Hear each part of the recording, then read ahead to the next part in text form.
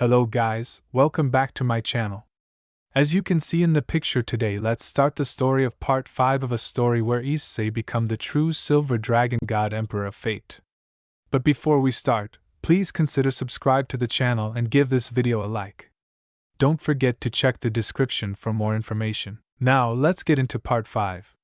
As Office replayed that particular memory in her mind, a single tear went down her face, as those were happier memories that she had before everything changed. After Malzeno's death, Makito completely broken, which upon finding out about his death, he awakened his aura, which allowed him to draw in and manipulate the power over dreams. He soon no longer went by the name of Makito Akibane, since all it did was bring back such bad memories, and went by the name of Great Red, the true Red Dragon God Emperor of Dreams and Illusions, as well as known as the Apocalypse Dragon. But unfortunately for Office, her younger brother found out about Malzeno reincarnations, but whenever he met any of Malzeno's previous reincarnations, all he saw was just a fake or just another clone in his eyes, to which he demanded that reincarnation to hand over his body over to Malzeno. But when the reincarnation said he could not and tried to convince Great Red that they were still their older sibling, he of course became furious, to which he killed all of them. Office had tried many times to save her older brother's reincarnations over the millennia, but each time she had failed to save them. But the part that always confused her was that each time she had met her older brother reincarnation, they always said to never to be mad at Great Red, since he is just confused and doesn't understand why this needs to happen. But nevertheless, each time the Dragon God of Infinity witnessed the death of her older brother's reincarnation, a part of her died, which led to the hatred that she has towards Great Red currently. But meeting Asamater determined that she wouldn't let him meet the same fate as the others and would make sure to protect him from her younger brother. The Office mind said in this time I will make sure that you won't die again, Ani-san. Blurg. The Office, startled Zenobia. Worried. Oh no, eyes. Office's thoughts were then sadly interrupted when both her and Zenobia saw Issei spitting out a huge amount of blood from his mouth. This greatly concerned both women, since this could mean Issei was losing his battle against the sons of Sparta. Zenobia. Greatly worried. Office. Is there anything you could do? Office, eyes narrowed. There is nothing I can do. Ice. The only person who can stop this. Zenobia, worried. Oh no. Ice. Office. Mind, worried while trembling. Please come back. Ice. Anizan chose you to be the one to settle his battle with his nemesis, so don't you dare sully his name. Aquathyce, 10 minutes earlier. It had been over 10 minutes since Issei and Virgil had taken their battle to the next level, and since Issei had no choice but stick on the defensive, since he now knew how much Virgil was holding back. And even now the brown-haired boy believed that there was still more that the eldest son of Sparta was leaving out. Even with him being able to use both Ascalon and his wings as blades, all he could do but be on the defensive, even to the point he had to use his wings as actual shields against Virgil's attacks. And while proven effective, the attacks were still quite painful for the brown-haired boy to endure. Fling. Fling, fling. Virgil. Smirks. What happened? I thought you were going to end this already, and here you are practically running away. Boost, boost, boost. Issei mind? Serious damn. Even though my new body is able to handle a lot more boosts compared to before, it's still not enough to even scratch him. This is just his human form. If he decides to turn into that demon like how I saw in my dream, then I am completely toast. Issei. Serious, it doesn't mean that I'm going to give up. I will beat you and prove to you that I'm worthy. Even if I have to take on death itself, I will become the strongest. Dante mind? Smirks him. Got to admit the kid is holding his own pretty well against someone like Virgil. If he was just fighting me, then I would have believed he was worthy enough at this point. Seems like he has a good head on his shoulders. Serious. But I'm still curious who this kid is and why is so determined to claim Yamato so badly. Deciding to satisfy his curiosity, Dante then decided till he knew for sure that both his older brother and his Issei were completely invested into their battle to notice anything out of the ordinary. Once he knew that they were the Silver White Man, then opened up a mini pocket connection between him and the one person that could answer his questions. Greg? Curious, hello? Partner, is that you? What happened? After you picked the swords, I completely lost connection to you and Dante. Serious. It's not Issei. He's currently busy fighting my brother at the moment. Greg. Serious. Then who do I have the pleasure of speaking to, Dante or Virgil? Dante? Smirks. Humph. The former, though I'm surprised that the Welsh dragon knows who I am, since I'm pretty sure I never fought with any of your hosts. Greg? Serious. That's because the last time me and Albion's hosts fought, he mentioned that his previous host faced you and lost. My previous host had the misfortune of fighting your brother Virgil. Dante? Whistles. Smirks. Damn. Well, if your last host was anything like the Hakurik my face, then he was probably no doubt overconfident and got annihilated. Greg? Serious, he did. Dante? Chuckles. Damn. Smiles warmly while at Issei. But this new host you have, Issei is his name. Right. He seems different from your previous hosts. He looks like a good kid, honest, pure, and righteous in his own way. He doesn't end up like the others or ends up being killed by Virgil. Greg. Serious, may I ask how he is faring against Virgil? Dante? Serious, he's holding his own surprisingly pretty well, given I can tell right off the bat that he is for sure a complete novice when it comes to swordplay. But sadly, Virgil was also holding back, but now is starting to get serious, and the kid is mostly on the defensive, so I genuinely don't know how long he will last. Greg. Serious with a bit of concern, I see. I had a feeling that should happen. I genuinely thought it would have been better for him to at least train himself a bit more to get used to his new body before this could possibly happen, but I guess he was in such a rush to complete this task given to him and save his new possible mate that it completely flew over him. Dante? Curious, what do you mean? Greg? Sighs. Serious. Well, you see, the reason why he wants to claim Yamato is because his original reincarnation told him that he would need your blades and your power in order to not only free his possible mate from the evil beast inside of her, but also to stop a great catastrophe that will befall in our world. Dante? Serious? Yeah. I know about all of that, but one of my main questions is, what is this great catastrophe you are talking about? What? Is Mundus about to reawaken from his seal once again, and if so, I'm pretty sure Nero can handle it, right? Greg. Serious, no. But sadly neither me nor my host have any idea what is going to happen during this great catastrophe. All that we know is that my host will be forced to fight his sworn nemesis during this battle, and this being was said to be someone that not even the dragon gods themselves could hope to handle. Hence, one of the reasons why we are here is that we need the power of the Yamato to travel to another universe called Remnant, in which we will find the answers we seek in order to deal with this foe. Dante? Serious, I see. Then tell me, who is this supposed enemy that he needs to fight, and who was it that sent him on this quest? Greg. Serious, that is the thing we don't know. We do believe that Office knows who this enemy is, but she will not tell us since she believes that it is up to my current host to find out for himself. As for the one who sent him, it was his original reincarnation, Malzeno, the true dragon god of hope and fate, as well as the silver dragon god emperor of the stars. Dante.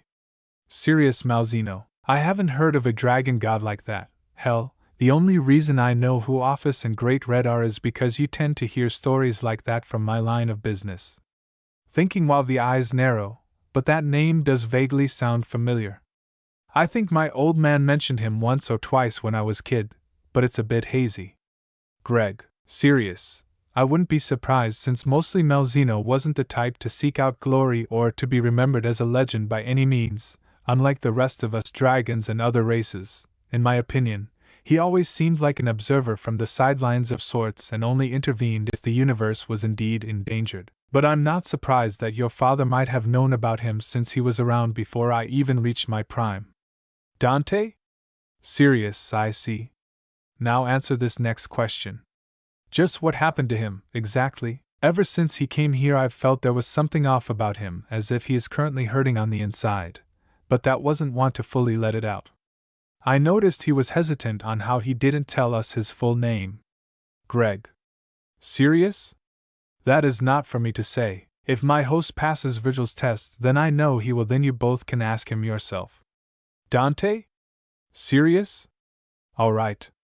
Well, see, because I don't know how long the kid will last, to be honest. As Dante finished saying those words, he could see how Issei was truly struggling on getting the upper hand against Virgil, since despite somewhat matching him in speed, the white-haired man's reflexes were too sharp and fast for the brown-haired boy to counter properly. Even though Issei was able to get a few more hits on Virgil, it was sadly not enough to show he was losing strength or showing any signs of losing fatigue. But if Issei was being honest, a small part of him still thrilled to be clashing blades with a person of Virgil's caliber of both swordsmanship and strength, and he felt the longer he clashed with the eldest son of Sparta, the stronger and more skillful he was becoming. He honestly believed that he was getting closer to Kiba's level of swordsmanship.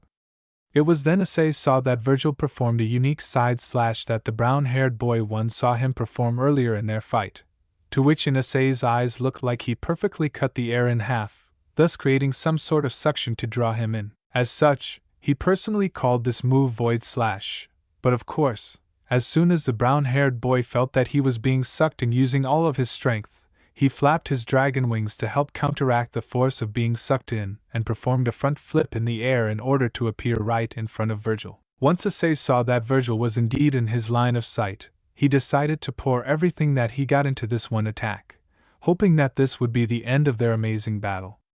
Boost, boost, boost, boost, boost, boost, boost, boost, boost.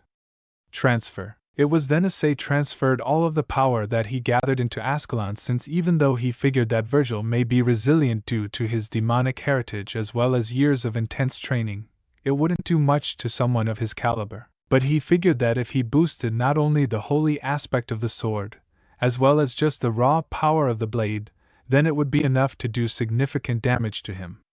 Issei, mind? Serious, please let this work. Slice. It was then within that fraction of a second Issei did something that made both sons of Sparta widen their eyes both in shock and amazement. The brown-haired boy was able to perform a downward slash on Virgil's chest, which caused a large amount of blood to spew out of the white-haired man's body to the point he needed to back away quite a bit of distance. Even though he was indeed in a good amount of pain, and since he could tell that Issei amplified the holy aspect of his sword, it was taking a bit longer for his healing factor to kick in to close the wound. But even though was in an immense amount of pain, he couldn't help but praise Issei's strength and skill. He would even go as far as to say that he was indeed proud of the brown-haired boy. Virgil, mind? Smirks impressive. He has indeed improved since the start of our battle, even though either me or Dante can use the true extent of our true might due to us just being souls. The fact of the matter is that to think he was able to keep up with me is damn impressive. Looks at his wound, and the fact he gave me a wound such as this is already enough to give him my respect, since I believe the only two people who could give me such a wound is either Dante or Nero. Issei. You are truly an interesting being. The fact that even though you have the boosted gear and have the body of a dragon, I could tell from first glance that you were a complete novice on how to use your power and abilities. Not to mention your skill when using a sword is at least slightly above novice level.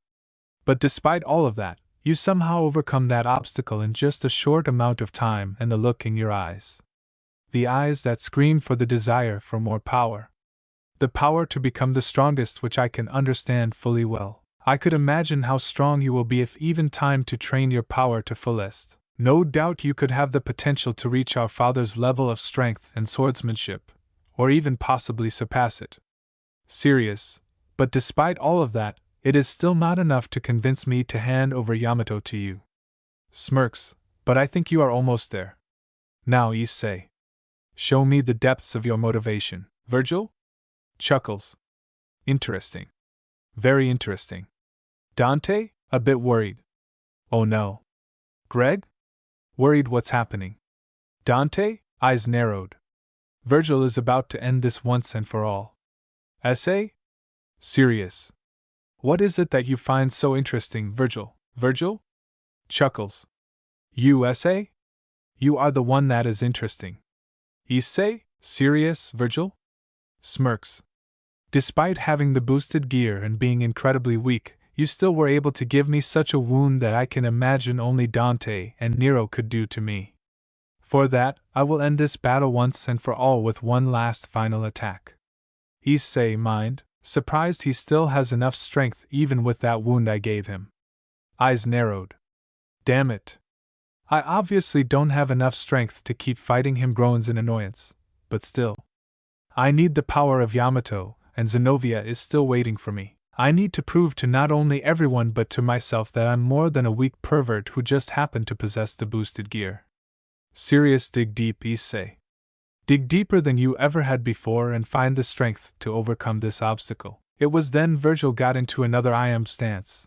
But Issei felt that something was different, to which the brown-haired boy could hear the white-haired man breathing heavily, in which a large vortex appeared all around both Issei and Virgil. The brown-haired boy couldn't believe it since the suction was about 10 times more powerful than when he performed his Boyd slash, and sadly, he currently did not have enough physical strength to pull the same tactic like he did before. But it was then his instincts were screaming at him to run away when Virgil said these next few words. Virgil? Serious, now meet you and Issei? Panics, shit. Having no time to think and running on just pure instinct, Issei did the only thing he could do that could help survive, which was to cover his entire body with his wings and hope that they could take the brunt of the attack. All the while, Virgil then pushed forward with such speed that left an after image behind. Issei didn't know what happened since, even though he was able to see from the small gap that he left between his wings, he couldn't tell what was currently happening at the moment because to him, it didn't seem like Virgil barely moved. But before the brown-haired boy could even think, both his wings and the parts they couldn't cover were completely covered in cuts, causing him to fall on one knee while coughing up a bit of blood. All the while, Virgil got up from his thoughts with slight difficulty due to his injuries and performed one of his most powerful attacks. But when he saw that Issei was still breathing and conscious, he had a smirk of both interest and admiration, since this boy just kept on giving him more and more surprises. Issei groans in pain while trying to standing up. Damn. That fucking hurt. Virgil smirks. My. I honestly can't believe that you survived that attack. I genuinely didn't even hold back on that attack. I might say you are probably going to be the most dangerous security that ever lived. Smirks weakly. Well, I'm glad that I didn't disappoint, because if I'm being honest. Coughs out blood. I'm completely tapped out. I don't even think I can actually get up or move my legs, let alone raise my sword. I don't know why. It could be because of my newfound dragon nature and pride saying this, but I am genuinely furious at myself. Virgil Dante. Curiosum? Issei. Breathes heavily, serious. I'm truly angry at myself since during our fight. I truly felt that I was getting closer and closer to your level of skill and strength. But it is clear to me that I haven't reached the summit. Smiles weakly, and I guess as a warrior myself, I am truly ashamed that I didn't truly give you a fight worthy of your status. Virgil? Serious Issei. Issei. Smile softly, but now I feel that I'm starting to understand you far better, Virgil. Yes, even though I still think what you did to Nero was unjust, during our battle I looked into your eyes and I saw what you always hiding behind that fierce and stoic expression. Serious, and you know what I saw. Virgil? Eyes narrowed. Enlighten me, Issei. Serious, what saw was the fear of never being truly strong enough to protect those you hold close to you. That is probably why you maintain that cold and distant expression all the time. It's because you don't want anyone to get too close to you, because underneath all that bravado, you are scared that if an enemy that you couldn't handle were to come, that you wouldn't be able to handle him. Maybe that is why you were so cold to Nero when you found out he was your son, because you thought you were protecting him, since as a son of Sparta, you will no doubt have a lot of enemies and the last thing you want is for your own son to be a target because of his lineage. But at the same time, you wanted to make sure he was strong enough to make sure he could protect himself. It was then Virgil tightly gripped Yamato at Issei's words, since even though a large part of him felt like he was being insulted by the brown-haired boy, but a small part of him felt that there was truth to Issei's words, since ever since his mother was killed by the demon sent by Mundus, he always saw humans as weak and fragile beings that should not live, unless that they have or desire the strength in order to survive in this chaotic world that they live in.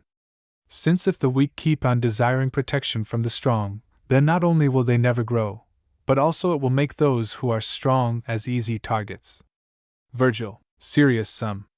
All the while Dante couldn't help but look at Issei with surprise, since he couldn't believe how close he was to figuring Virgil was a person deep down inside, since he knew better than anyone why the eldest son of Sparta was the way he is right now. Ever since their mother, Eva, was killed by the demons that were sent by Mundus, Virgil had always secretly felt like he had failed to protect his mother despite being the son of the most demon that ever walked the earth, and that in the end, he blamed his human half, and thus desired the same power that their father once wielded in his prime by any means.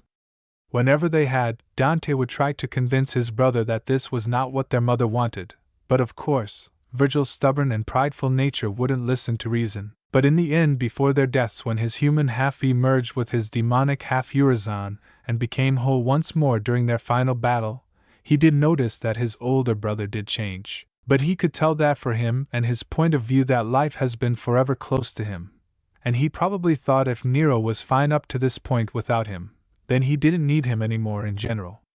Issei, serious. I don't know exactly what happened to you to make you the person that you are now, but it doesn't give you an excuse to cut yourself from everyone around you, especially your own son. But I at least know it wasn't totally out of your own free will. No.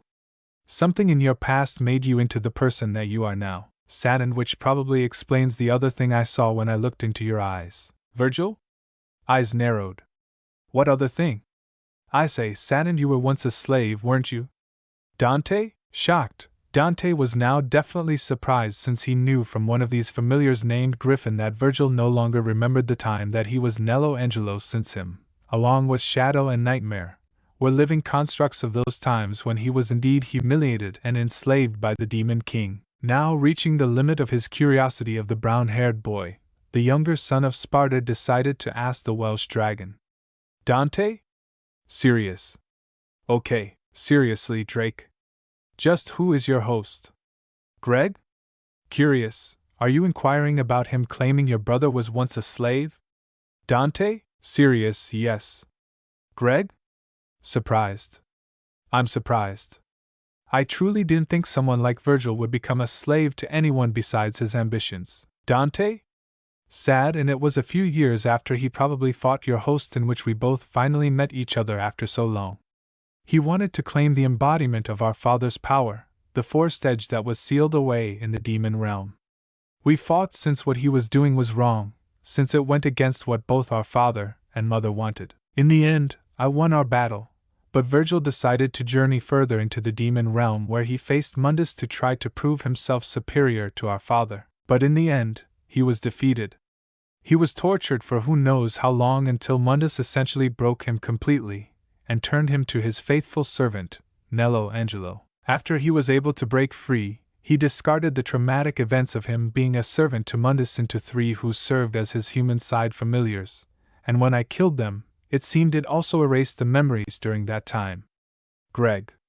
Serious, I see. Dante. Serious. So tell me at least this, Greg. Was this kid a slave just like the girl he is trying to save? Greg. Serious, yes, he was.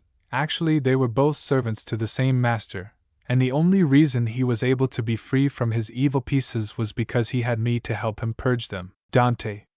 Serious. I want to ask you how he became a servant in the first place, but something tells me you're not going to tell me. Greg. Serious, no. For that, you must ask my host yourself if your brother doesn't kill him at the very least. Dante. Serious, we'll see, since I think the kid is definitely on his last leg. Greg. Smirks. Humph, that's what you think. Dante, curious some. Greg smirks.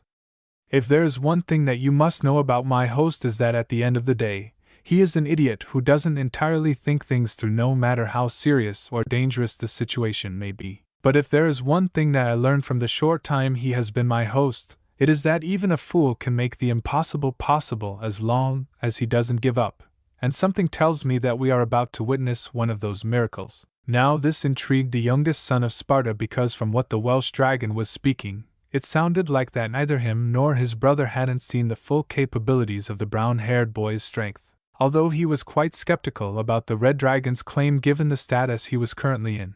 But if he was being honest with himself, Dante was truly rooting for the brown-haired boy and hoped he could win this battle, since he could tell from the look in the boy's eyes that he indeed wanted power, but not for the same reasons as his brother. No. He wanted power so that he could help to protect the people he still holds precious in his heart, and he was more than willing to go through hell and back 100 times over in order to do just that. All the while, Virgil was looking at the brown-haired boy with confusion and doubt at what he just said, since he has no memory of being a slave to anyone, but for some reason as soon as Issei mentioned him being a slave, for some reason he couldn't help. But there was some truth to his words. Virgil. Eyes narrowed. What are you talking about? Issei. Smiles. Sadly, you were once a slave before. I can see it in your eyes. Virgil. Serious. I was never a slave to anyone, not ever. Issei. Saddened with eyes closed. I see. Saddened with eyes open. I guess the trauma of what happened to you must have been so bad that even if you are just a spirit soul, you have completely forgotten what has happened to you during those times. I cannot begin to imagine the pain and humiliation that you might have gone through. Virgil. Serious. I have no idea what you are talking about. I was never a slave to anyone, never. Issei. Sad, and you may say that, but both your eyes and body tell a different story. Virgil. Eyes narrowed while letting a low growl. Issei. Serious while trying to get up, but despite that. Virgil. Surprised. Both white-haired men were surprised and amazed at what they were currently witnessing, and that was for Issei standing back, although with great difficulty, despite stating earlier that he practically had no energy to continue fighting. Both of them couldn't but wonder what was driving Issei to go this far. They felt it was something more than just his desire to win or to prove himself that he was indeed worthy of wielding Yamato. No, it was something deeper than that. Virgil. Serious, what are you doing? Issei. Serious, while groaning in pain, I'm going to make you remember what you have forgotten. Virgil. Eyes narrowed. What? Why would you do that? Issei. Groans in pain. Because I have too much respect for you, Virgil. Virgil. Eyes narrowed him. Issei. Serious, you are a true warrior. Not only do you have essentially unmatched power, speed, and skills, but you also have a sense of nobility and honor. Smiles weakly, though you do have a shitty way of showing it. Virgil? Eyes narrowed. What are you talking about? Issei? Smile weakly. Let's be honest here. If you truly wanted to, you could have ended my life within mere seconds of us starting our battle, or simply could have just kicked me out of the mindscape, and made it to where I could never lay a finger on Yamato ever again. But you decided to give me a chance. A chance to prove my worth, me? Smiles sadly. A stupid perverted boy who was always told by everyone, even to the people who were supposed to love and support him unconditionally, that he would never amount to anything no matter how hard he tried. Don't they mind? Saddened kid? What the hell happened to you? Greg mind? Saddened partner? Issei smiled softly. When I finally figured that out, I saw that there was truly more to you than meets the eye, Virgil. Underneath that cold and stoic persona, you truly are a kind and honorable man. The only reason why you act cold and uncaring to others is because a part of you wants them to become stronger. Strong enough to defend themselves so that they never feel helpless or weak ever again. Sure, you may have done some unforgivable things that you may not be able to forget, but that is a part of life. Doesn't matter if you are human or not, hell, you can be a god for all we care, and we are bound to make decisions that we will no doubt regret later down the line. But what's important is how we learn to live with those mistakes and find a way to move forward. You truly are a good person, Virgil. A person truly worthy being called a son of Sparta. The eldest son of Sparta was truly awestruck by the words of the brown-haired boy, about what he truly thought about him. Virgil was conflicted, since at one side he was glad he was given such respect and admiration, on top of being worthy of being called his father's son. But a large part of him truly believed that the brown-haired boy was truly a complete fool spouting such nonsense. He truly believed if Issei actually knew what he actually done in his life. All the pain and suffering he committed, the deaths he caused when his demonic self Urizen grew the Quilpeth tree all for the sake of obtaining power, then for sure the brown-haired boy would truly despise and resent him for it, since that would be the more logical and right emotion for it. But when Virgil kept staring into his eyes, all he could see was pure honesty and hope in them. Did this brown-haired boy that he just met truly and grown to respect really held him in such admiration that he would even overlook how he lived when he was alive? What he did in order to achieve power, or even essentially abandoning his own son? But what Issei said next would shake Virgil to his core. Issei? Serious, that is why. Points Askelon at Virgil. I'm going to return the kindness that you have given me by making you remember what you have forgotten, because you simply just forgetting what happened is not moving forward. It's just you simply running away, and I refuse a warrior such as yourself to run away from your past. Virgil. Serious. Did you ever think that some things are forgotten for a reason? I say. Serious. Yeah. But that doesn't mean that they should be forgotten, because it is those memories that shaped who we are now, and should be set as a reminder of how we became this way. To make sure we don't make the same mistakes again. Sad, and while the eyes narrowed even during our battle, I still couldn't forget what happened to me no matter how hard I tried.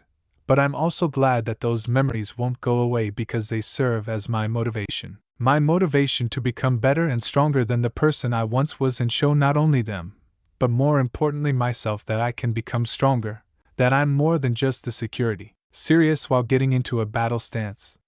Don't you see, Virgil, even in death you are living in illusion, constantly running away from your fears instead of facing them. I know I can't entirely talk because I have some issues of my own that I need to work out, but I let someone that I deeply come to respect continue living in an illusion of your own creation. Virgil, mind? Serious, I will admit. Despite him speaking nonsense about me suppressing a memory, he does indeed great motivation to become stronger in those eyes of his smirksumph. I guess I can humor him and see what he's all about. Virgil smirks while getting into a battle stance. Very well then. Show me your motivation. I say, mind? Serious. I literally have almost next to nothing amount of energy. It's literally a miracle all on its own that I'm still conscious right now, which is weird since I'm technically in an unconscious state in the real world. Takes a deep breath. Serious. Dig deep, Issei. Deeper than you ever had before, and find the strength to help you come out this battle on top. Virgil. Smirks. Are you ready, boy? Issei. Serious, ready as I'll ever be. Virgil. Smirks. Let's have some real fun. Issei, mind? Serious, please. I just need to get close. Close enough to make a decisive attack. It was then just before Issei's foot could make contact with the solid surface that he was previously standing on. His entire body glowed in a shining silver color that caught both white-haired men by surprise. But before Virgil could even blink, let alone react, Issei appeared right before him, which completely shocked everyone, especially the brown-haired boy in question. Fling. I say, mind? Shocked and confused how the what the fuck just happened, I was about to try to dash with Askelon towards Virgil, and then all of a sudden, before my mind could process it, I was right in front of him. Eyes narrowed. Wait. This feeling is so familiar to me. Could this be another ability or skill that Malzeno had? I mean, I'm pretty sure Albion said he was the true vanishing dragon due to his unparalleled and whatnot, but to think this is how fast he might have been during his prime. And I feel as though I haven't even scratched the surface of what Malzeno could do. No matter. I'll figure out all that crap later. Right now I need to win this fight and prove a point. Shocked, what the hell did the kid just do? It looked similar to my trickster style, but different, as if he was naturally defying the laws of space and distance, let alone seeming a lot faster than when I used my trickster style. Greg? Serious? It sounds like my host unknowingly used the skill that Malzeno used that earned him the title of the true vanishing dragon. Dante? Curious, the true vanishing dragon? Greg? Serious, yes? You see, if Malzeno was known for something, it would be no doubt for his speed that resembled that of a shooting star. He could travel across the entire planet as well as traverse different realms in a matter of fractions of a second. Dante. Amazed, damn. That's like a 1,000,000 times faster than me or my brother when we still had our bodies. but I could tell that what the kid just did was nowhere near that level of speed. Greg, serious, I would imagine so, but that just means my partner has taken the first step in becoming the true dragon god he was meant to become, and he will no doubt thank his brother for that, don't they? Serious, let's hope so. Virgil, mind?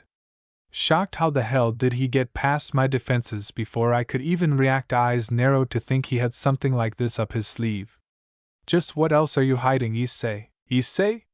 Serious, I told you, Virgil. Virgil? Surprised, Issei? Serious? I told you that I'm going to make you remember what you have forgotten, and I meant it. I never break my promises. It was then Issei's eyes began to deep crimson, the color of blood which startled both sons of Sparta. It was then Issei completely disappeared, to which the white-haired man then became surrounded by dozens of afterimages of Issei circling around him. The speed that was going on even became too much for someone like Virgil, whose fighting style mainly revolved speed, couldn't either keep track or figure out where the brown-haired was or even which one was the real one. All the while the brown-haired boy in question really didn't pay much mind on what he was currently doing, or more importantly how he was doing it. It was as if his body was moving on its own, and his mind was on semi-autopilot. He was aware of what he was currently doing, but at the same time it was as if his instincts were going into overdrive and were guiding him on what to do. Virgil. Smirks impressive. Didn't really think you had something like this up sleeve. It was then Issei saw a perfect opening to strike. He quickly lunged at Virgil before his after-images disappeared completely. But of course, Issei was not the only one with keen instincts, to which at the last second Virgil was able to perfectly block Issei's attack. But before their blades made contact, Issei said something that startled Virgil deep down. Issei? Serious, remember. Virgil? Confused, fling.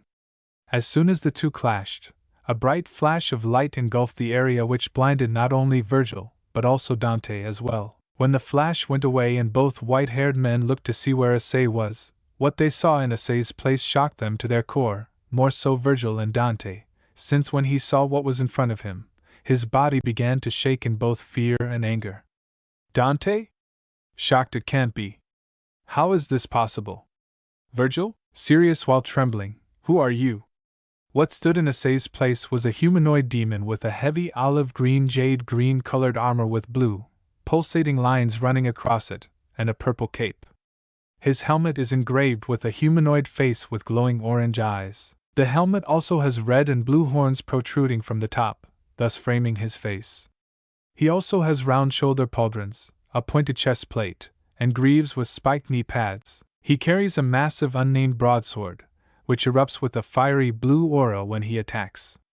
Unbeknownst to Virgil, the being in front of him was Nelo Angelo, a demon created by the demon king Mundus by enslaving Virgil and trapping him in one of the black knight armors forged by the demonic gunsmith Machiavelli. As Nelo Angelo casually stood there silently, Virgil became more increasingly agitated.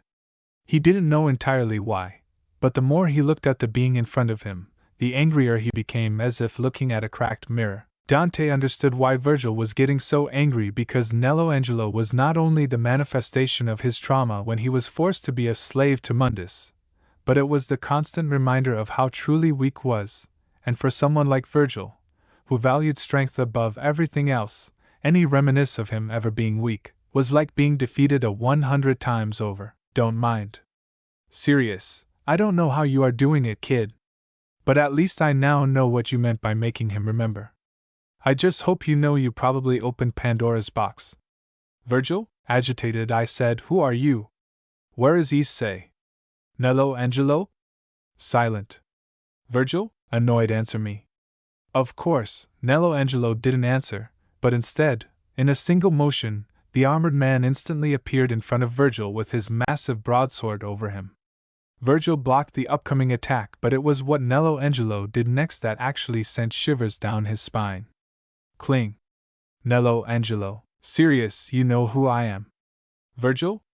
Confused, it was then Nelo Angelo pushed back Virgil a few feet away, but before Virgil could even have a fraction of a second to collect himself, the Black Knight appeared in front of him again, not allowing the white-haired man to even think of a counterattack. Virgil couldn't believe how fast and skilled this armor was with a sword that large, which was even larger and probably heavier than the rebellion. He figured that Issei had become the armored knight that he was currently fighting, but whether if the brown-haired boy was the actual Black Knight or if he was somehow being possessed, either way, if the legendary Dark Slayer knew anything, it was that he needed to defeat this being in front of him by any means necessary. All the while, Dante saw this fight in a different light in which Nelo Angelo was overwhelming Virgil.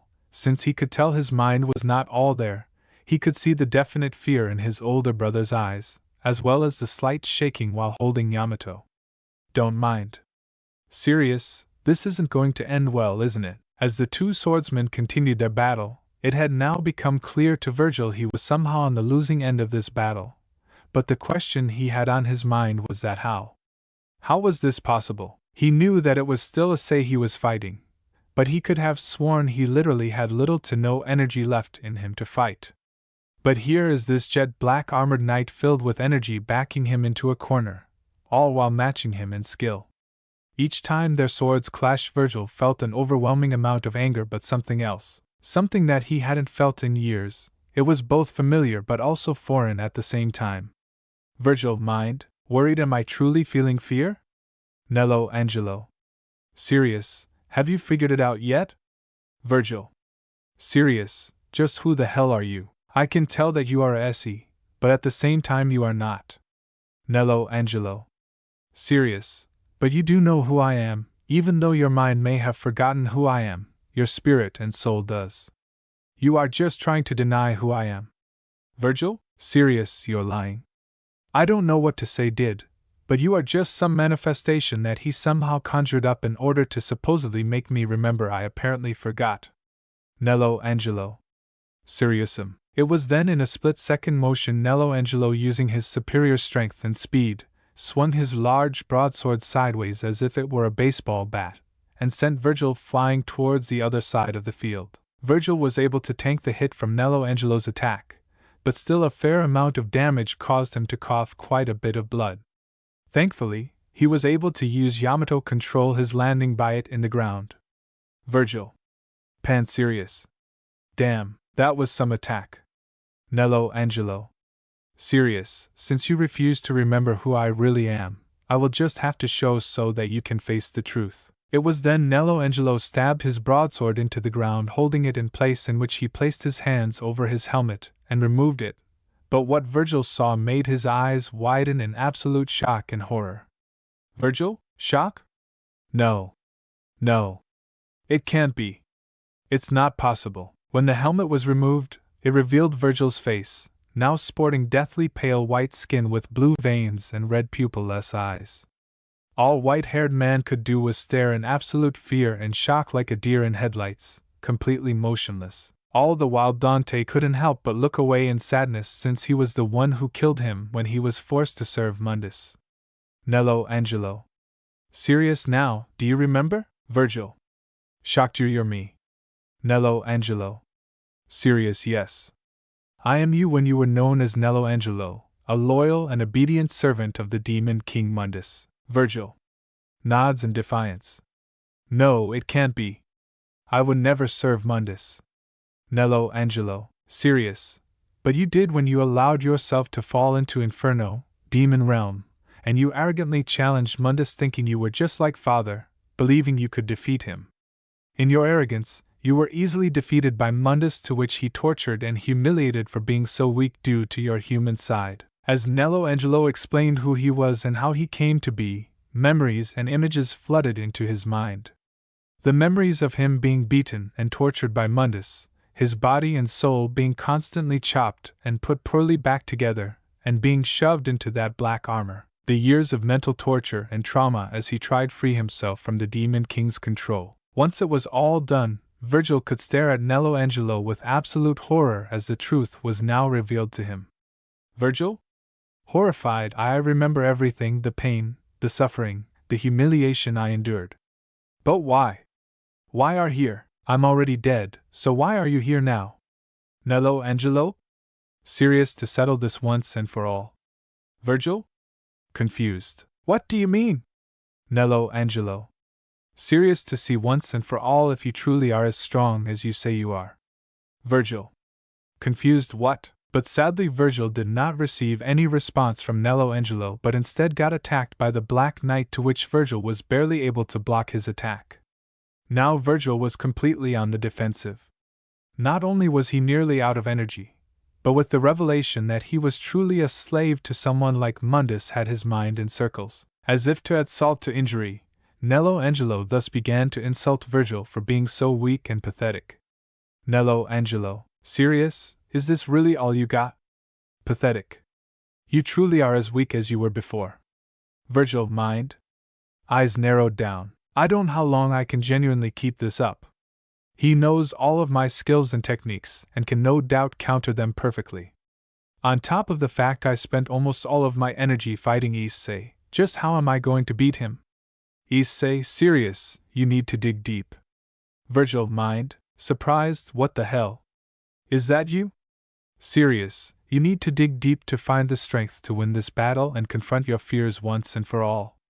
Virgil didn't know what the hell the voice of the brown-haired boy was telling him, dig deep.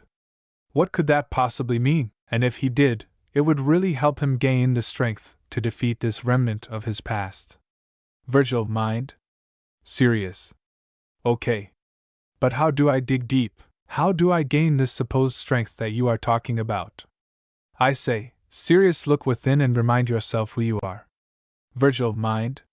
Closes his eyes. I see, I must look within.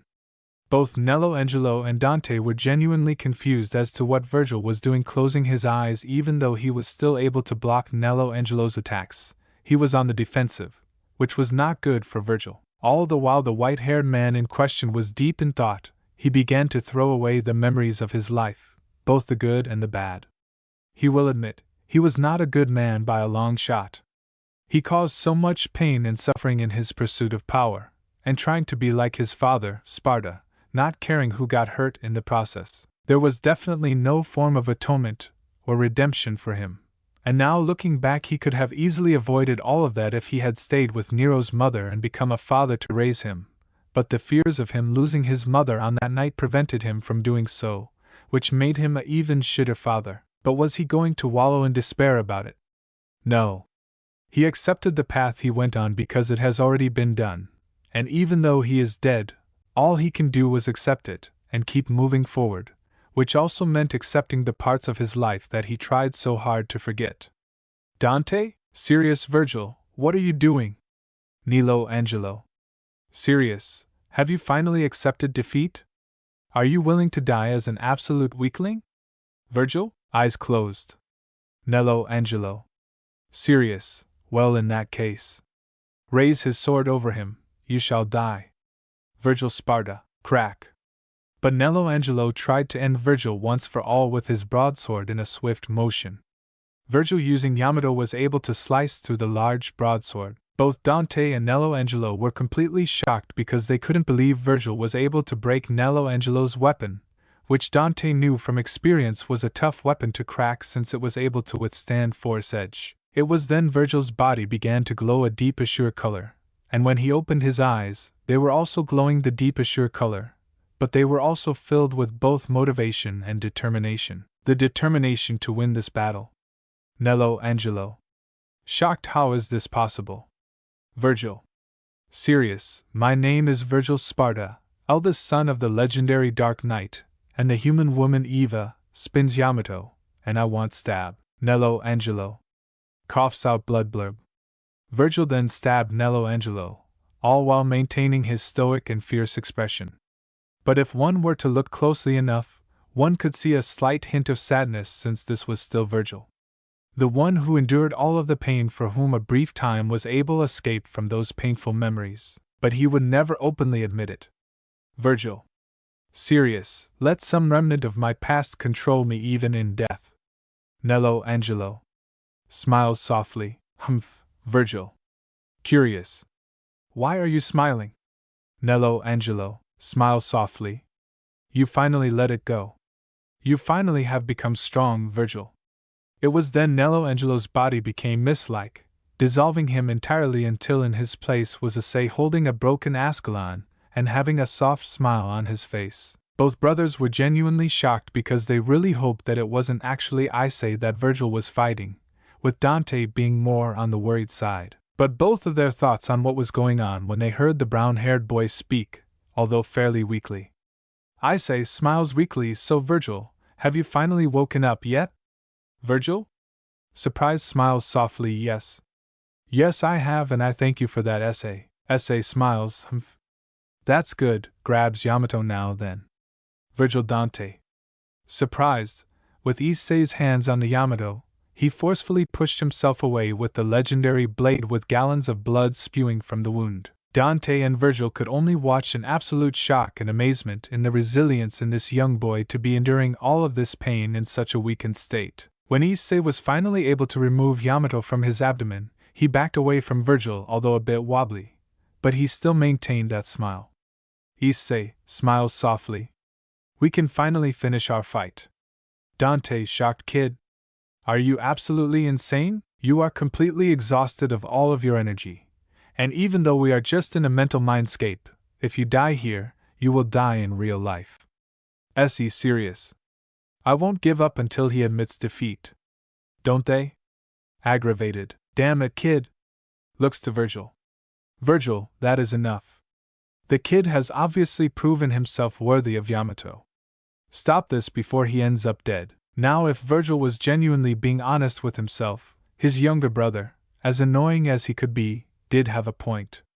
This boy in front of him has indeed proven himself of wielding his father's sword, but when he looked into his eyes, although being somewhat glassy-eyed, which meant he was at his absolute limit and was essentially running on a mixture of adrenaline and pure willpower, there was something else deep within those eyes. Pure motivation, the blazing inferno deep within the brown-haired boy's eyes that essentially roared at him that he will never back down or admit defeat, even if he does end up dying, and he will become the strongest no matter how many times death keeps knocking at his door. When Virgil saw that in the brown-haired boy's eyes, he couldn't help but smirk in both admiration and respect for him, since he couldn't believe that this boy who hasn't even reached adulthood yet was willing to go this far just to prove himself worthy in becoming the strongest. It was then the white-haired man got into a battle-ready stance, which caused Dante to have an expression of disappointment, since he couldn't believe that his older brother was willing to let this boy die just to prove his strength.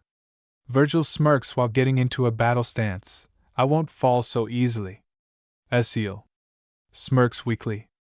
Humph, I would be disappointed if you did. Stumbles. Ah.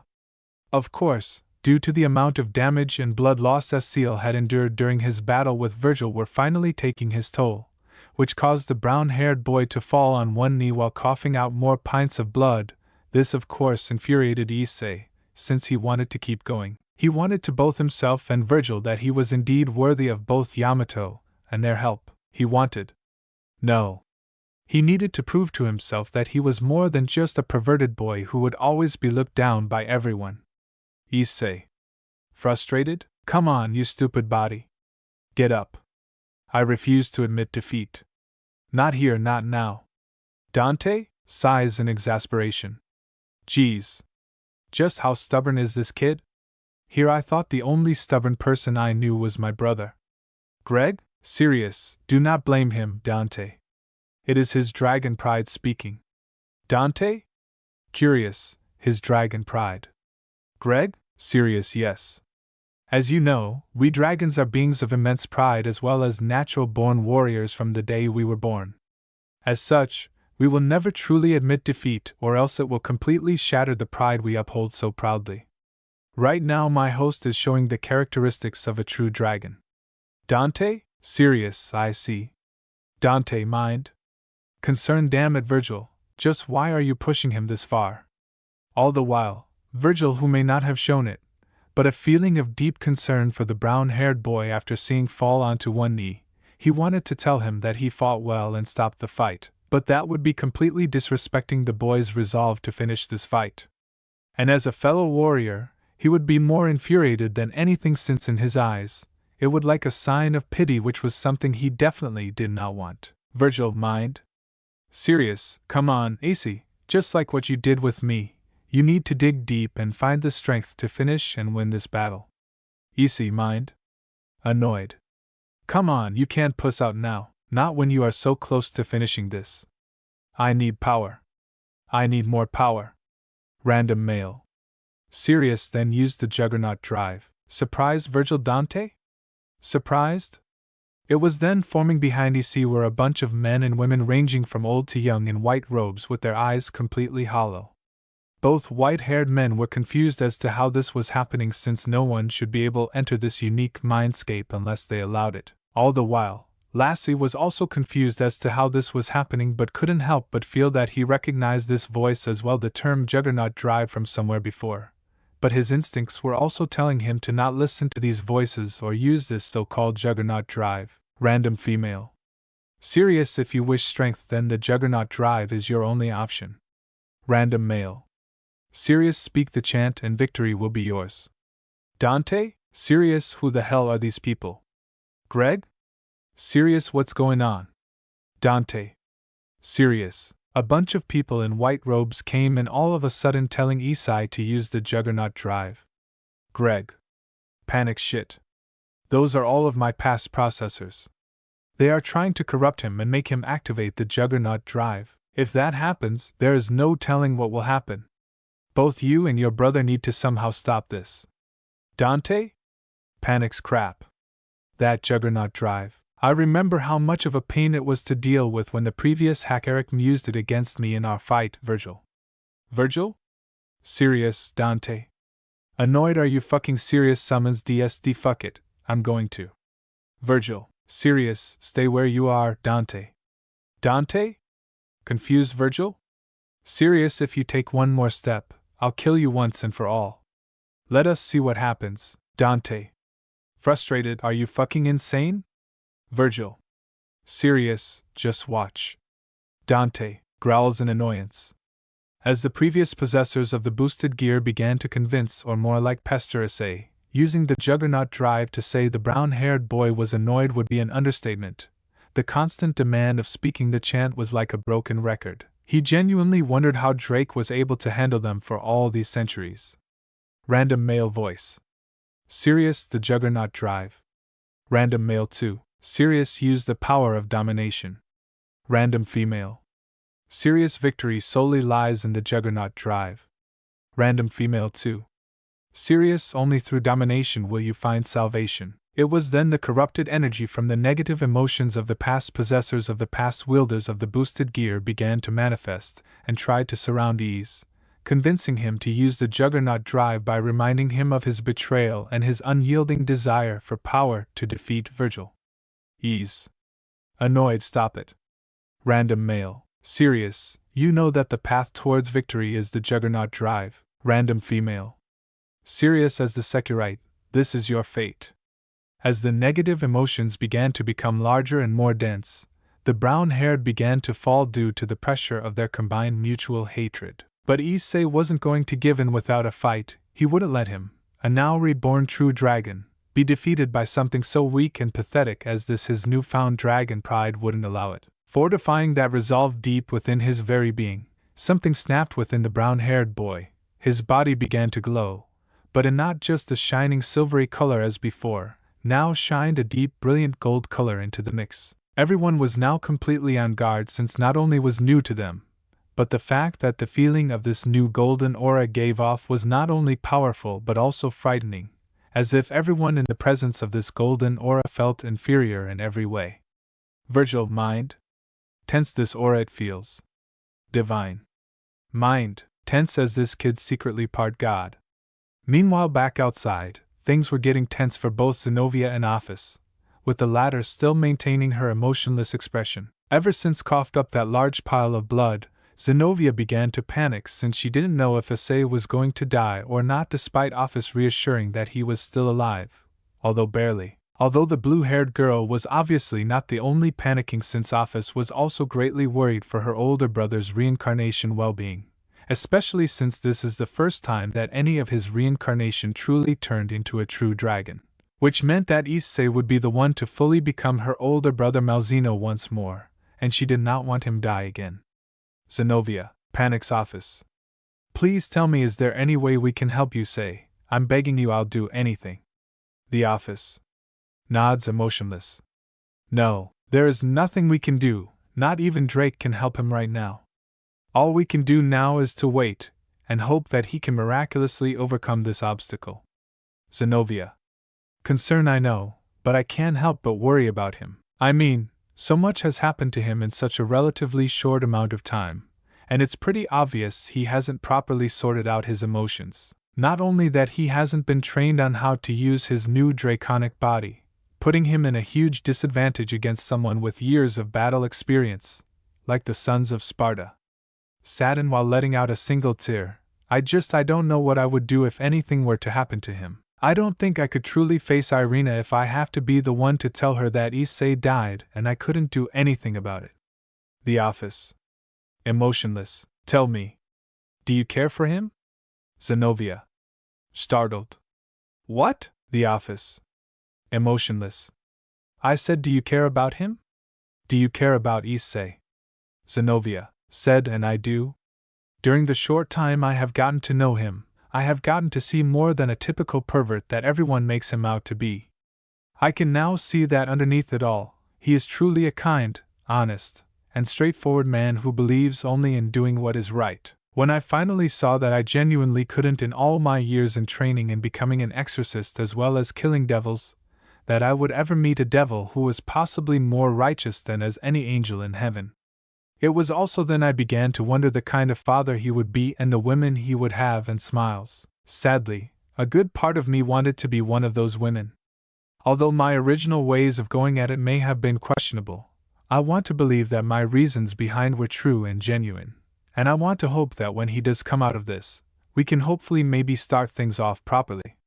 Office, mind? Smiles softly. It seems that you found yourself a good mate, Naya-san. Office. Emotionless, I see. Curious, Denovia. Surprised, what is it, Office? Office? Emotionless, eyes narrowed, get behind me. Zenobia. Confused, it was then in one quick motion, Office stood in front of Zenobia and using her aura of infinity, she summoned a force field made out of draconic energy. Zenobia wanted to know what had gotten into the gothic Lolita girl. But before the blue-haired beauty could ask, a large destructive wave of gold and silver energy came spewing out of his aid, destroying the surrounding area. Zenobia could only stare in confusion as to what was going on, all the while Lofus could only narrow her eyes in both annoyance and surprise, since she recognized the nature of this golden aura and where she felt it from. Mind. Eyes narrowed in annoyance. I honestly believe it, honestly, Nissan. Out of everyone in existence, your true reincarnation just had to be related to the only other person besides Baccarat, who I find dreadfully annoying. The office, whisper, eyes narrowed. Baka golden boy. Zenobia. Curious, back with Issei. Issei, roars roar. With that roar the golden aura exploded, destroying all of the negative energy and knocking back all of the past possessors. As the brown-haired boy began to get up from the ground, he pulled back his hair to the point it looked like a blazing flame. But that wasn't the only thing that felt off about Issei. When all of them looked at the expression, the boy who was a few seconds ago almost on the brink of death had an expression of both authority and unrivaled arrogance, which was even proven when he finally spoke. Issei, Breath's eyes narrowed. You damn mongrels have some fucking nerve annoying me with your long dead ideology. Virgil? Curious, Issei? Issei, curious? Smirks with his eyes closed. Humph. Just hold on a bit longer, Virgil, as I do intend finish our battle. Looks towards the past possessors with a glare. But first I need to deal with these mongrels. Dante, mind? Serious, at least he's still in there in a way? Bess. Serious now then. You damn mongrels, I order you to be gone. Random male. Serious, but you need us. Random male 2. Serious, that is right. The Juggernaut drive is the ultimate power. As the Sekiryuutei, you must follow the path of domination. Issei. Disgusted, pathetic. Just pathetic. All of you allow yourselves to be corrupted by a power that wasn't even yours to begin with. Random female voice. Serious, that power was there for us for however we see fit. Issei. Annoyed, and that is why all of you are mongrels, always relying on somebody's strength rather than your own. making you a slave to that power. Waves his hands now begging, mongrels, and I shall prove to you that I shall find a better path than domination. Once Issei waved his hands, the past possessors began to turn to fade away, signifying that they were returning back into the boosted gear. But before disappearing completely, two possessors of the boosted gear had final words for the brown-haired boy. Random male voice. Sirius, you take on an impossible task. The path of domination is the only path of those who wield the boosted gear, and soon you will walk that same path. Random female voice. Sirius said you will become a slave to that power. Just like how you were before becoming the Sekiryuutei. As the past possessors of the boosted gear finally, Issei narrowed his eyes and gritted his teeth in anger, since he knew what the past security were referring to, and the worst part of it was that they were partially right about that. He was always a slave no matter how he looked at it. Even when he was a literally servant to Rias, he always obeyed or complied to what others said, whether it was his former parents or his friends, Matsuda and Motohama. He always complied to what others told him without hardly any form of defiance. It was then he thought about the meaning of his name, Issei Hyoudou. The honest soldier. Now the honest part he didn't mind at all, since he believed honesty was the most important aspect of anyone, whether it was bad or good, since it meant they were true to themselves. But it was the soldier part that bothered him, since no matter how you looked at it, soldiers were also slaves themselves, always being forced to follow orders by those who are higher ranked than them, essentially becoming more like drones than anything else. It wasn't like they were actual warriors who are only slaves only to their morals and beliefs, which was something that Issei can actually respect, since they willingly chose that path in their own will. The brown-haired anger was starting to rise to new heights as he would vow that he would no longer be a mindless soldier blindly following orders. But he needed to be something more than just a soldier. He then asked himself, what higher than a mere soldier? A mere pawn. Issei, eyes narrowed in anger. No longer will I be the honest soldier. Anti-Virgil. Confused, as the brown-haired boy's anger began to rise from looking back on his life, his resolve began to fortify, which was being sensed by Greg, who couldn't help but smirk in both pride and anticipation, since host, or his great-grandson in this case, has finally reached his peak. Greg, mind, smirks. I honestly can't believe it. Only 2 months after unlocking the boosted gear and barely any training on how to use it, and you have already reached this stage. You are an amazing person to say. I expect nothing less from my great-grandson. Meanwhile, in the reverse side of the world, in a region within the reverse side of the world that is relatively the size of England, lies a large tower floating in midair, surrounded by the most beautiful flowers in this or any other world. Within this tower sits a man with a robe woven with the finest fabrics, though he still looks modest, his long hair appearing with the colors of the rainbow under sunlight.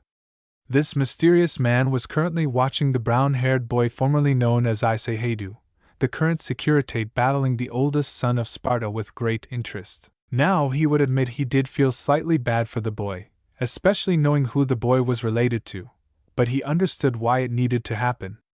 Even though he doesn't have the same level of clairvoyance, he knew all of this was necessary for Issei to fulfill his destiny. But at the same time, the mysterious man couldn't help but smirk deviously, because he just thought of something to help relieve him of his boredom a bit. Smirks, my. This is certainly a surprise.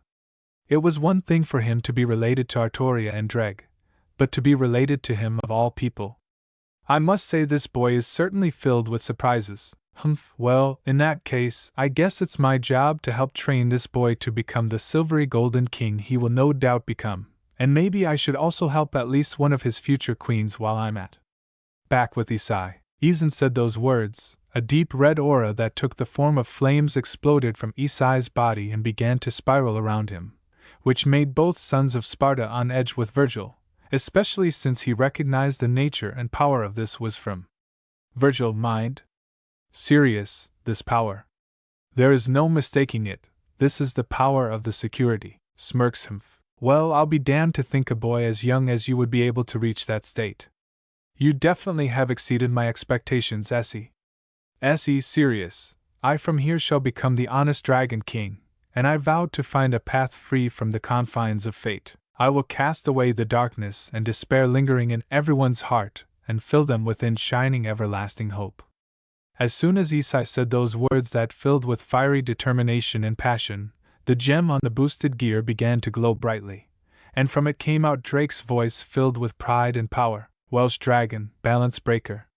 With that call, Issei's body became engulfed within a pillar of crimson flames that would be too hot for almost anyone, including those of a Dragon King class, to come close to. The amount of energy that pillar of fire was releasing had Virgil both on edge and filled with excitement, since now he truly believed that this fight was not only going to be fun, but also interesting. When the pillar of fire died down, what came out was a person in a red dragon armor with green jewels that covered the body with 2 retractable dragon wings on his back.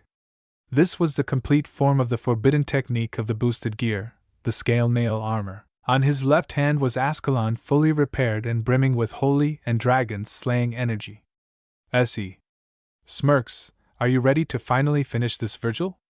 Virgil smirks, "Humph. I must admit you have far exceeded my expectations, Issei. And the fact that you were able to achieve that form at even such a young age speaks volumes on how strong you will become in the future.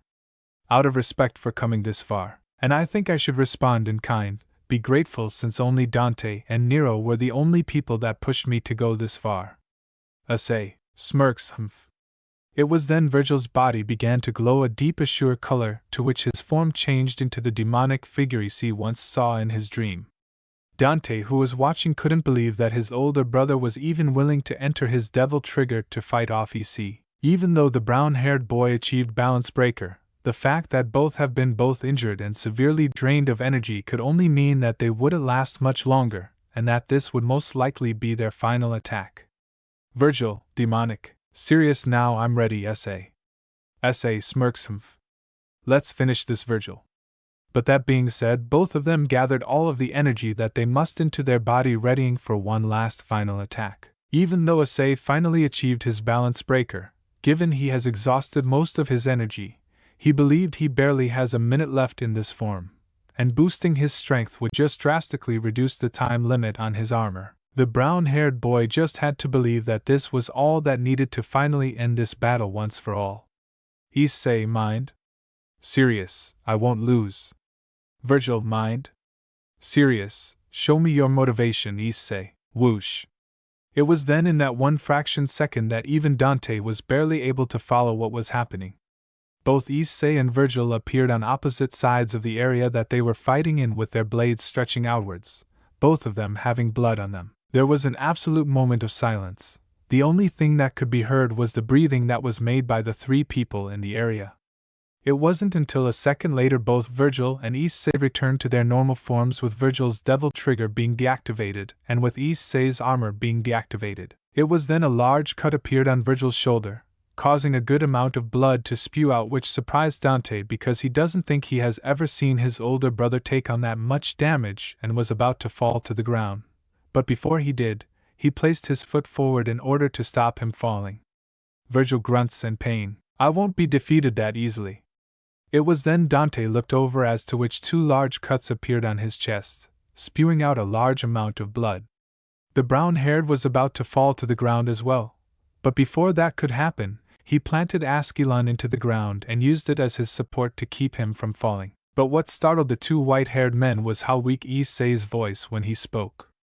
"Issei. Weakly, I won't lose. Not to you. Or anyone ever again. I refuse to be the weakling I once was, only to be abandoned." Virgil, Dante. Shocked, when both Virgil and Dante looked at the brown-haired boy, they saw his eyes were completely hollow, signifying that he was running on sheer adrenaline and willpower. They couldn't believe that in such a weakened state, this boy had the will and spirit to keep on fighting.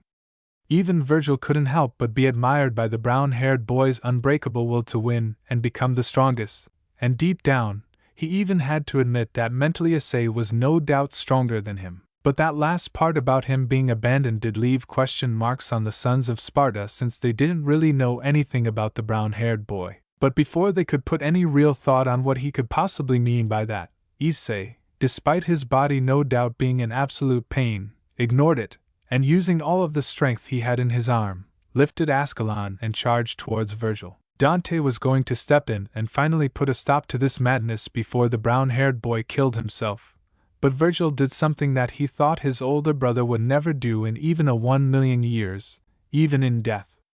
Virgil smirks while putting his hands up. Humph. I surrender. Whoosh. With those words, Issei stopped in his tracks with Ascalon pointed at Virgil's throat, and once Issei's body felt and heard that Virgil surrendered, the brown-haired boy collapsed to the ground, finally succumbing to his exhaustion. Once on the ground, Virgil snapped his fingers opening up the mindscape to Ddraig, but what Virgil and Dante didn't expect was that there would be 2 other people following through. Virgil? Eyes narrowed. Who are you two? Belzard. Serious, my name is Belzard. I am one of the previous wielders of the boosted gear, and I am still considered to this day as the strongest wielder of Ddraig. Gestures to Elsha. That woman there is Elsha, and she is the second strongest wielder of Ddraig. Dante smirks. Why hello pretty lady, how are you doing? Elsa, serious not interested.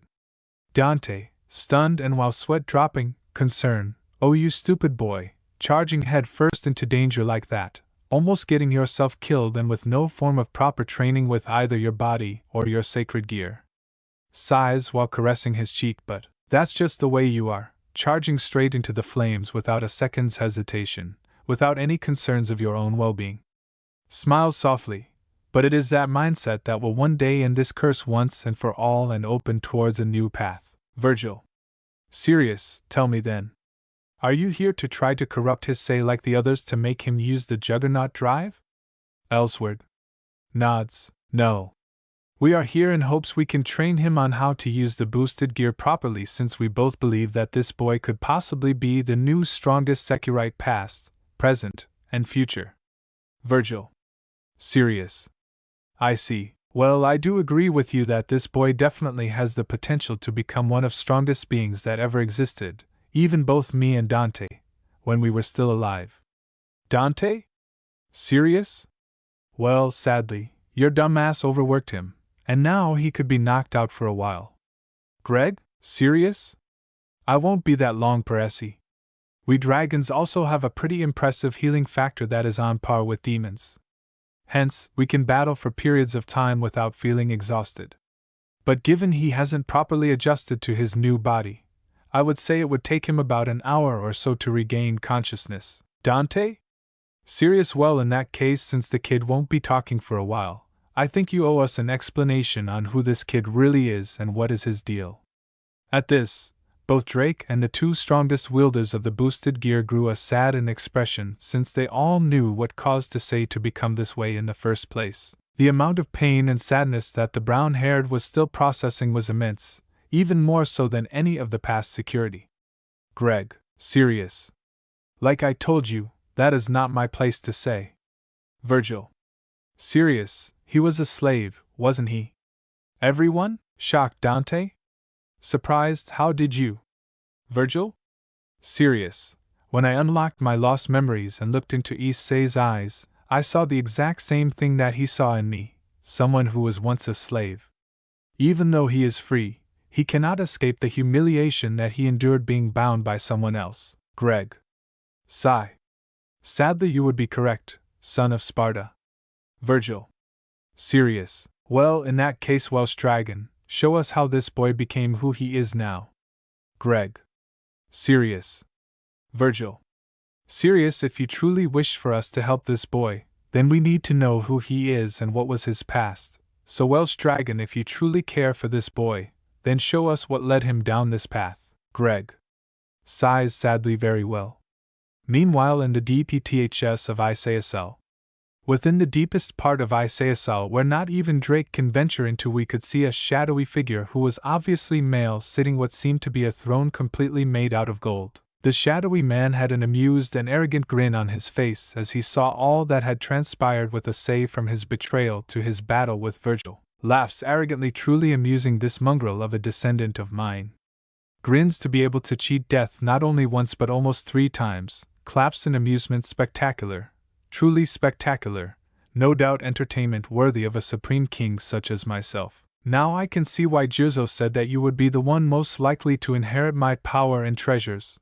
But I can see many more trials ahead of you before facing me, so until then keep me entertained by Descendant, and show me you are indeed worthy of my bloodline, unlike that mongrel father of yours." But that said, the mysterious man sat quietly on his throne drinking out of a golden filled with the finest wine that this world had to offer, waiting patiently to see what other forms of entertainment the brown-haired boy will provide for him until their destined meeting. Thanks for listening to my video. Don't forget to like, share, subscribe and comment below your favorite part. Sayonara, see you in the next video.